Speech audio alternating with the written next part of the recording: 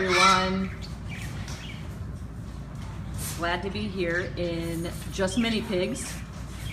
This is Milo. He is, bless you, he is obviously smelling something.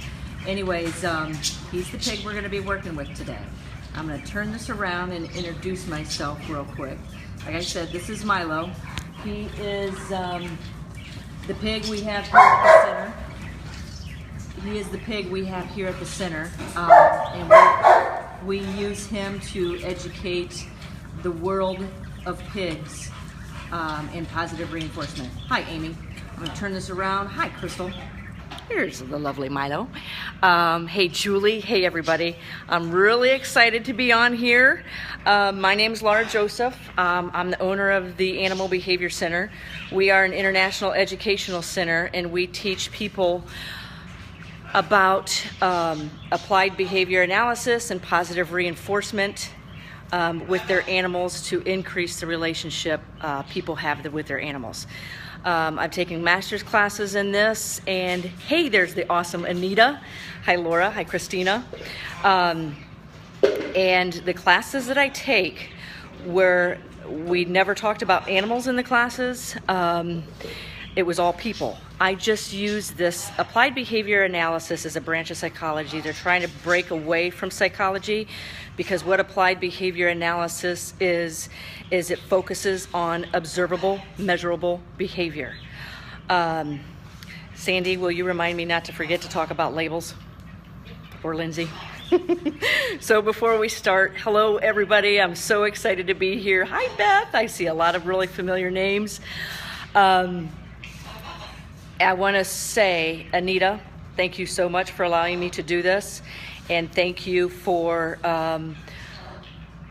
supporting the science behind the behavior that we practice here. So I am the one that was interviewed in that article that Anita posted on Just Mini Pigs the other day. So I'm going to turn this around and introduce some of the people and the animals we're going to work with. You guys just met Milo. I'm going to turn this around. This is Sandy. Hi. Sandy is my right hand and helps me with a lot of the animals here. She's going to be taking over the camera while I do some of the training to show you guys what we do. This is the lovely Lindsay. Hi. Lindsay is, her primary focus is she works on enrichment for all the animals here. So we're gonna talk about, I wanna address enrichment in this live stream as well. We're gonna work with Milo, the mini pig over here. Milo is, he's like, me? Did somebody say my name? Milo is over 2 years old. So we're gonna be working with Milo. I'm going to show you, this is Quincy. She is our Rottweiler, and she is an education Rottweiler. And here is, we're going to be working with Levi. Levi is deaf, and we teach the animal world about working with deaf or disabled animals through Levi. Anyways, with that being said, I want to talk about a couple of things. Let me just go ahead and turn this around. Because that article that I posted in what we do in applied behavior analysis is you focus on observable, measurable behavior. So let me go ahead and maybe I'll just go ahead and get labels out of the way. But I'm going to eventually turn this camera over to Sandy, and I'm going to show you guys some training and why we do what we do. Labels, something like in the pig world, the label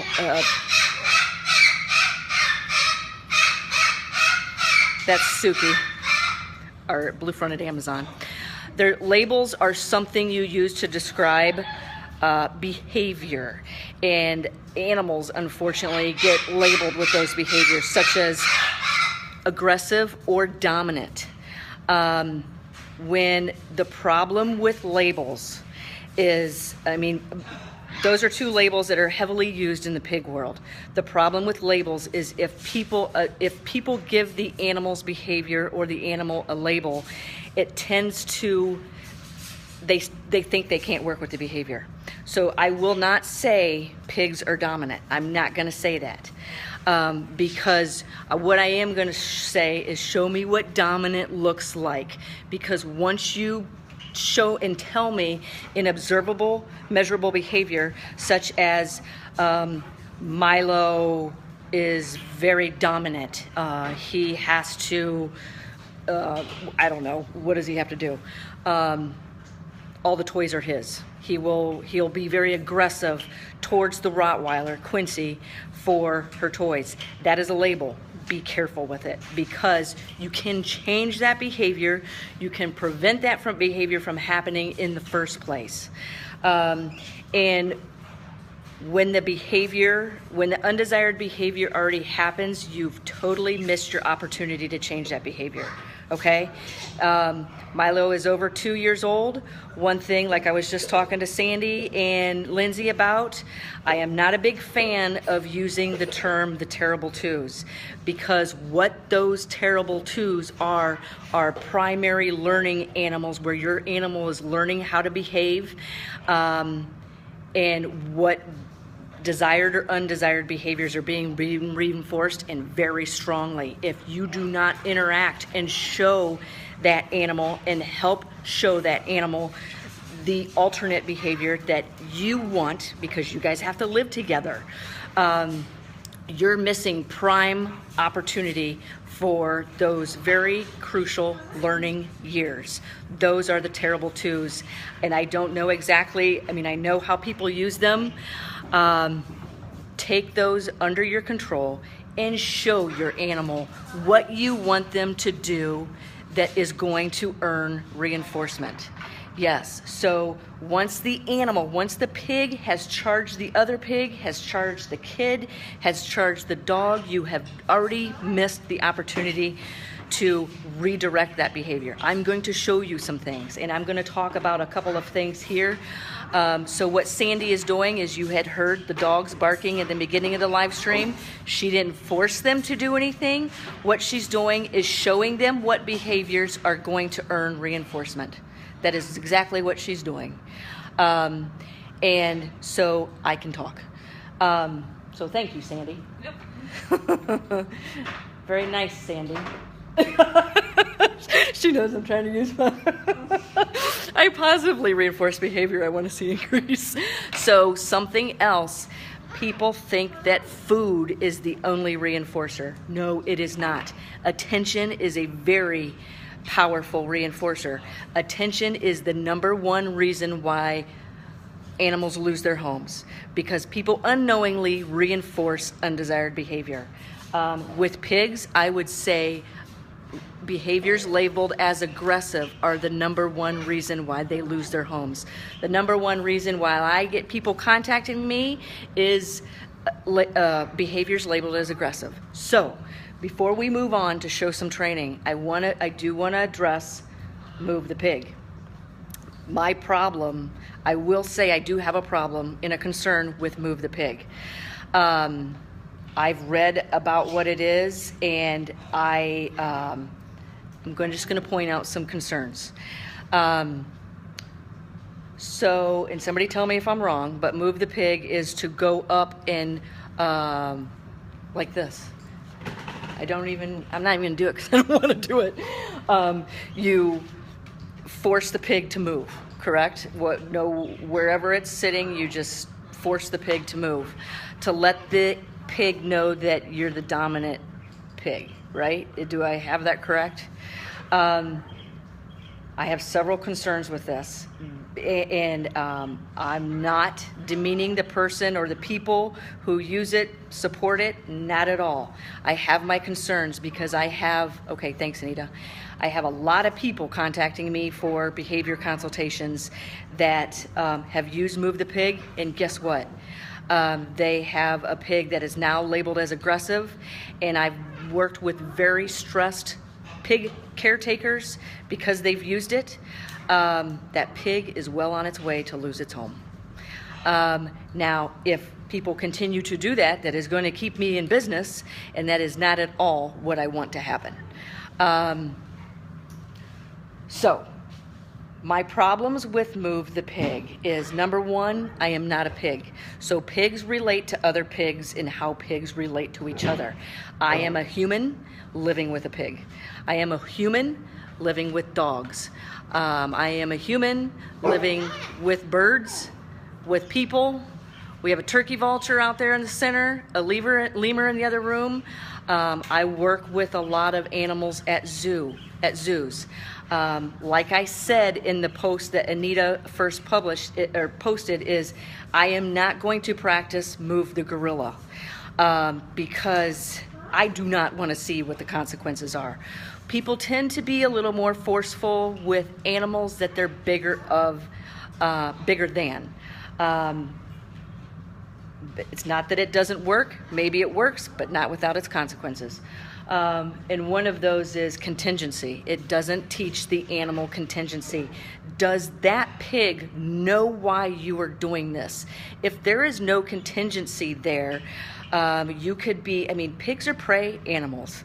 99% of aggressive behaviors in the majority of animals is based out of fear.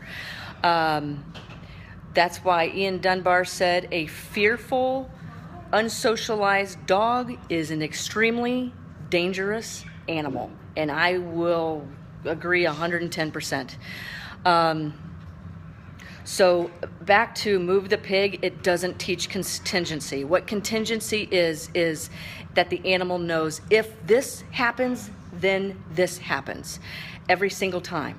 When I first start training a new behavior, I will put that behavior on a continuous schedule of reinforcement. What does that mean? That means every single time the desired behavior is given to me, I will reinforce it. I will reinforce it with food. I will reinforce it with attention, toys, play, tone of voice, temperature of something. Reinforcers are deep. Behavior is not simple. If it was, we'd all be masters at it. There would be no behavior issues. Animals are not simple. They're complex, individual, unique species. I get very passionate about what I talk about, and I get very passionate because what we do here is we try to show people how to raise the bar for caring for animals. Whether that's in a companion animal society, zoo environment, or educational environment. So the animal in Move the Pig needs to understand the contingency, okay? Before I sit here and bore you guys all to death with the talking, I am going to do a training example. I'm going to turn this over to Sandy, and when I do, Sandy's going to take a look and watch some of your comments and relay them on to me. But one thing, when I'm training, I don't like to talk, because training is communication. You are communicating with the animal. That animal cannot speak, and if they do, a lot of it is contextual, some of it is mimicry. So here is Lindsay and Rico, the umbrella cockatoo. She is reinforcing Rico's. Every time Rico says hi, Lindsay says hi. That behavior of talking maintains or increases, so that his behavior is being reinforced. If that behavior maintains or increases, it's being reinforced. What is the reinforcer Lindsay's using? Attention. It is very strong. Use it. So I'm going to turn this around, give this to Sandy, and I will take some questions after I'm done training. But what I was going to say, I don't like to talk when I'm training, because training is communication. Positive reinforcement training is the strongest form of communication I have found with any animal using applied behavior analysis. And if somebody is talking to me, that means it's interrupting my conversation with that animal. I will see that animal get frustrated or start to give me other undesired behaviors. I was training a giraffe yesterday. Somebody was talking to me, and I was like, give me a minute, let me finish with the giraffe. Because as the more I was talking to her, the giraffe puzzles was getting frustrated and starting to pace and kick and raise his head. That is behavior is being learned. That animal can see, hear, or smell you. You are training it. What are you training it? I'm going to turn around. Give this to Sandy. Hang on. Okay. So just be careful of the buttons up here. Yep. Okay. So we have 2 dogs and a pig. And yeah, he's looking. He's already knows that I spell his name M-I-L-O. I've started spelling his name because when I say his name, he comes running. So just now when I said M-I-L-O, his eyes open and his ears perked up. So I will get M-I-L-O out and I will show you if I do not train these dogs with my M-I-L-O, there will be a fight and the pig is not going to win. I do not want to see that happen. Each time that undesired behavior happens, it is being reinforced. If that behavior continues to happen, it's being reinforced and it's getting stronger. It's developing a history of reinforcement. Once an animal has learned something, it cannot unlearn it. You can then change it. You ready to start working? So that's why we teach stations. There's one of Milo's stations. Milo has many. What a station is go to an area and don't move until I ask you to do otherwise. We have that in the center of the room because we will have all 3 of them out. Sometimes things start getting, energy starts building really strong, and we will tell Milo to go to his station, and when he does, we throw reinforcement to him with a pig. The nice thing and easy thing about training pigs is they're always food motivated. So let me get Milo out. So watch, this is natural behavior happening here. Milo. So we teach him on your bed. Good. We're teaching him to target his front 2 feet on his bed because it prevents him from bolting out of his cage, out of his crate. On your bed. Good. Otherwise, he comes over and starts pushing the door open. The more he pushes the door open, the stronger that history of reinforcement is getting. On your bed. Good. Okay, so here's his X. This is a target. Good. So we teach him to, and his cue is touch your target, and what I want is basically just his head and his body. Good. Somewhere on, near, or around it.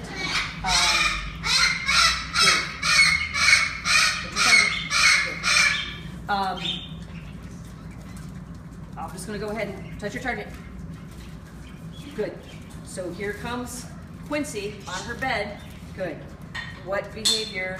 I need to keep control of this situation, or I guarantee you there's going to be a fight. Okay, on your station.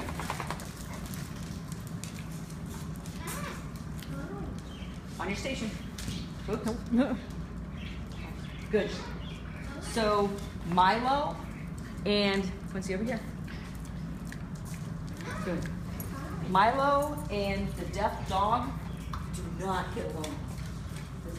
This is Levi. He is good. He does not like Milo. Milo does not like him. Milo, on your station. Good. So Milo was coming over here to check out this piece of wood on the floor because it was possibly food. And I told him to go back to his station. Good. So why we teach a station is it helps you get control over the animal. Because if he went for that food and she went for that and that was food on your station, there's going to be an accident. So this is why the power of positive reinforcement is it teaches the animal what to do. That's going to earn reinforcement. Telling the animal what not to do. So that's what he's doing. He's just checking out to see if this is food. So good. So you could set yourself up for success by cleaning the floor, which we did, but it gets dirty so fast here because of all the animals. What positive reinforcement does is it tells the animal what to do that's going to earn reinforcement. Good. So I don't want these 3 interacting. There is no need for it.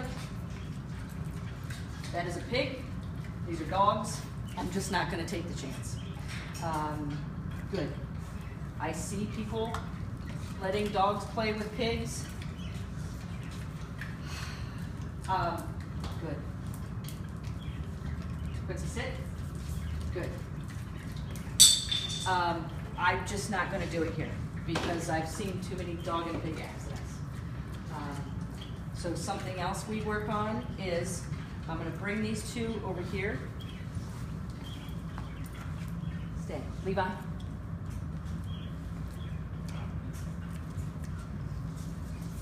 See how Levi's making a long arc? Because he does not like Milo.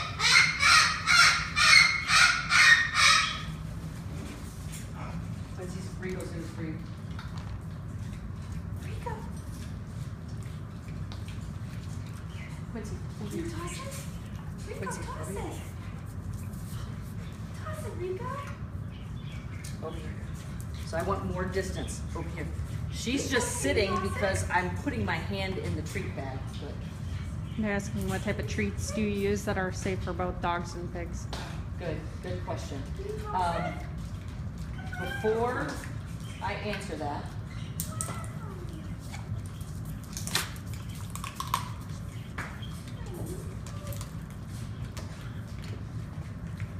good one. So what I'm doing here, let me show you this. What I'm using right now is a very low value food reinforcer. They're bird pellets because birds waste a lot of food. So these dogs, I haven't even worked up to dog treat.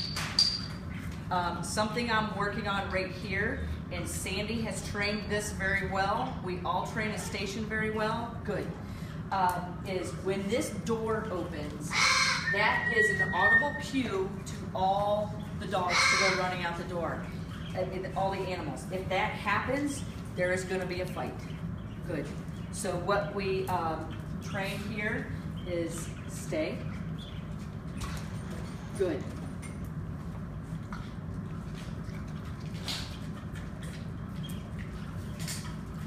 Good. So I dropped a piece of food. Quincy went for it, but Milo stayed on his station. Sit. What I'm going to do is reinforce the behavior I want to see increase. So I immediately went to him. I immediately went to him and reinforced. Good.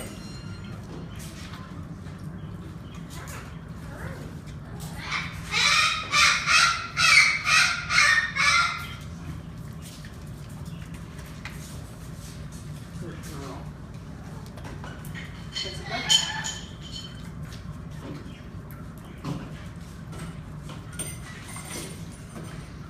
So, okay, now, did everybody see what I did and understand why I did it? Good.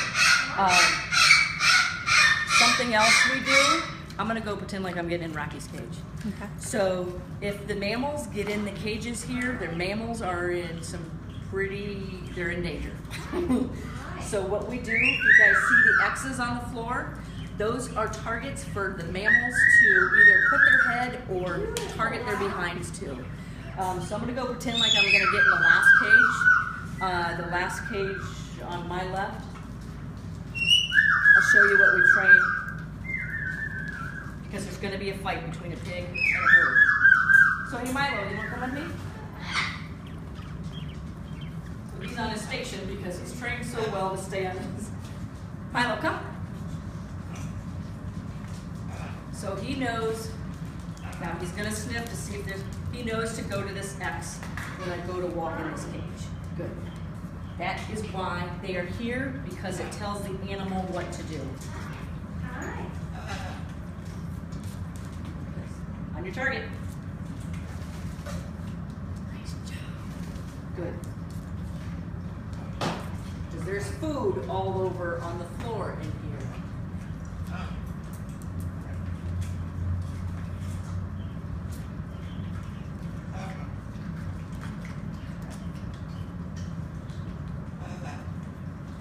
Good.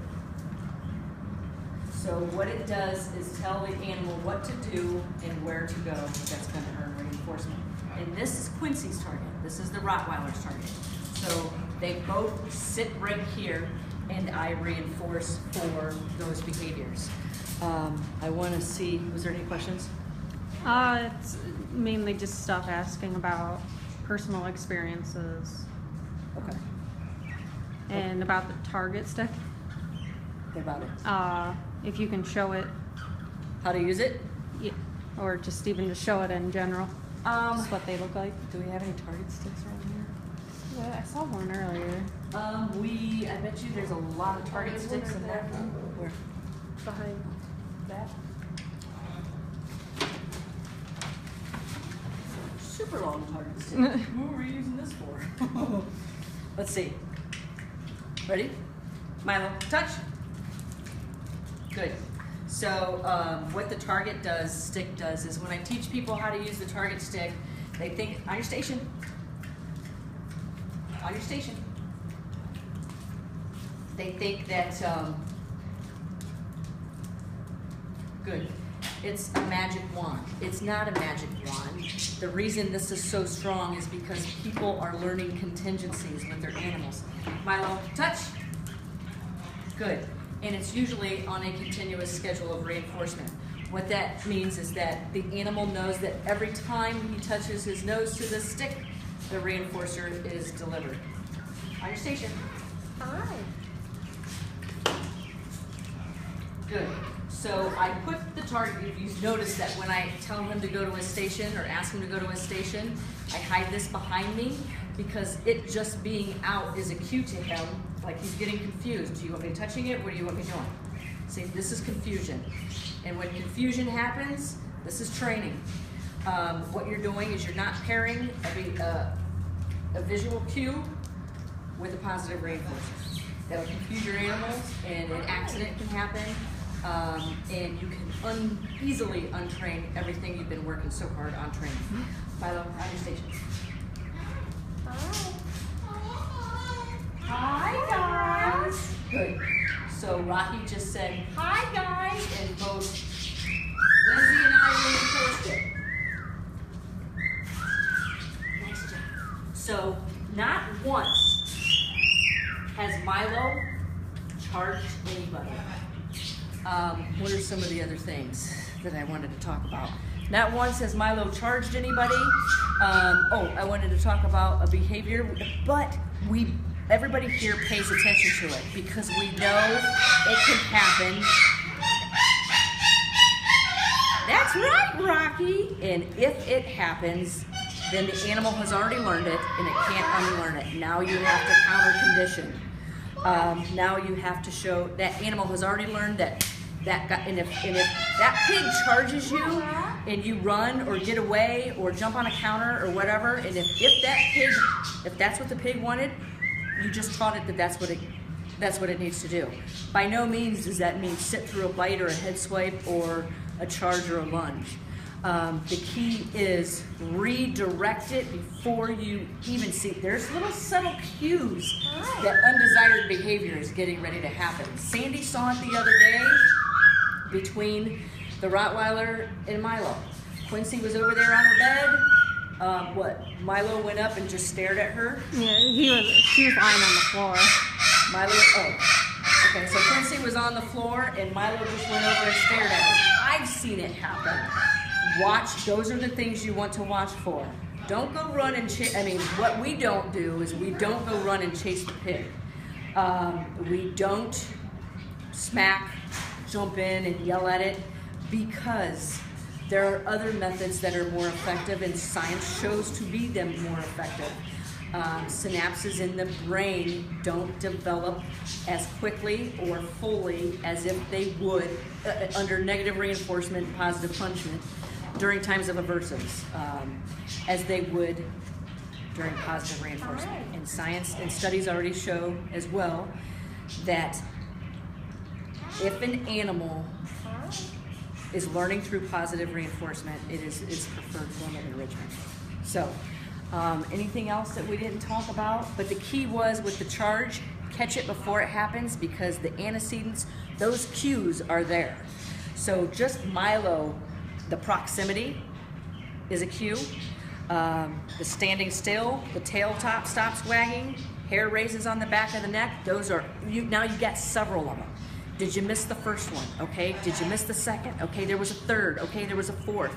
Those are the subtle signs to look for. There are side effects to using aversives to control behavior. There are side effects of using force, coercion. That's why we don't try to be the dominant animal. I don't even know if science shows that. I know people were saying there's dominant bird. Science does not show there's dominance. What we do is we work with observable, measurable behavior. Some of the side effects of using aversives to control behavior, I want a strong working relationship with that animal. And believe me, I used to use aversives to work with behavior before I understood alternative methods, and my reinforcer behind using the alternative methods is the power that it has. It is very strong. I've used force before. I don't want to work that hard. I've used force before. It's not as strong as alternative methods. And when I create stress in that animal's environment, I was just talking in another live stream this morning, when there's stress in that animal's environment, they don't learn the contingencies as well. I work with a lot of dangerous animals. There's one animal I'm working with right now that there is 0% for error.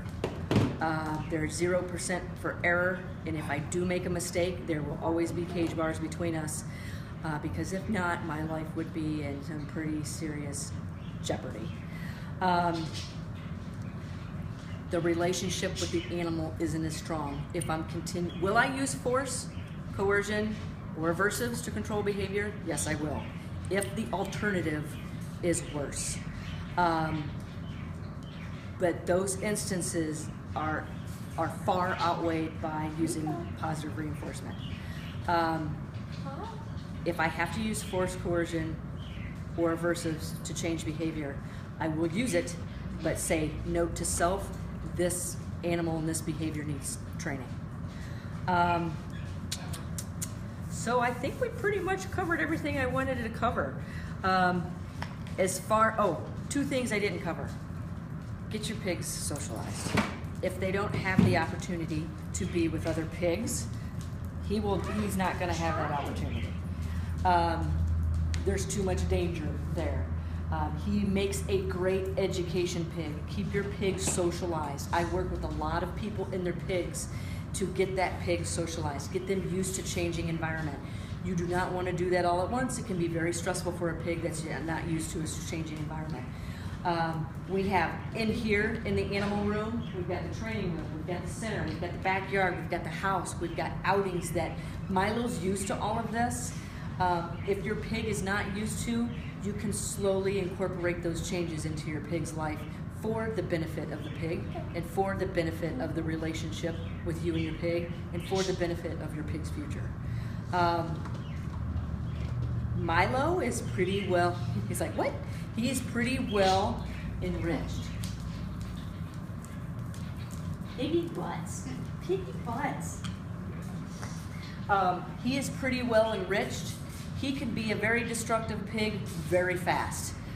We're big believers in, look where he goes, because it has a strong history of being reinforced there. Now did I ask for it? No, but I'm gonna reinforce it because I want that behavior to remain strong. Once you have a behavior strong, then switch to another schedule of reinforcement to keep it strong. That's why undesired behaviors stay very strong, is because they're reinforced once in a while. Okay, I think that's pretty much it. And I wanted to try to keep it at about a half an hour. We're about 5 minutes over, yeah. Okay, they were asking about where to start generally, and your website. Okay, if Anita doesn't mind, just contact me. You can go to theanimalbehaviorcenter.com, click on contact me. That'll go right, that's an email right to me. Where do you start? It depends on what's the behavior you're looking for. Good. Where I start, especially if you're working with pigs labeled as aggressive, where I start is calm. Reinforce calm behavior. Then those behaviors need shaped. A lot of times what I'll do is start is just getting the animal to look at me. Check in with me, look at me. Good, reinforce. If you have questions, just contact me and I will respond. My email address is Lara, Lara, at theanimalbehaviorcenter.com. But I always start with the behavior. Make it so simple for the animal to give you the behavior you want. And then, because that gives you a place to reinforce. It gives you a place, good job, Milo, to tell the animal, that's the behavior I'm looking for that's going to earn you your reinforcement. Just be careful. If your animal does not understand why you are doing something, it's probably, can it work? Yes, but not without its consequences. One thing, we have an animal behind Sandy that you can tell with that behavior, Rocky. You can tell with a lot of his behavior, there's apathy, lethargy. That's something else that I look for. That can tell me a lot about that animal's history. And with him, it's very sad. He moves very slow due to unpredictability in what's getting ready to happen. So when I'm working with an animal that has a history of unpredictability, the animal doesn't know, that animal's gonna charge. If that animal charges, it doesn't understand what you're asking. So start really simple and start positively reinforcing for calm behavior you want to see the animal do. Good. So you see there's long periods of time between me reinforcing him. Could I go up and reinforce him with a hug, a scratch? Absolutely. When we're out on outings, something he loves is when we're done with the outing. I mean, like right now, he's probably going to grunt. But when we're done with the outing, is I just tell him what a good little pee he's been. And he loves that. He sits in the back of the Jeep in a crate. He sits in the back of the Jeep in a crate and just sits there and lets me rub all over him. So he'd rather have food right now because he's been receiving it for sitting on his station. Anita, thanks for letting me come on here. If you guys don't have any questions, what I can do is I'll go back once this live stream is over. I've got another one I have to do today. Once I'll go back and respond to you guys' comments here. So if that's all right? Okay, thanks everybody. Thanks Anita. Love the group.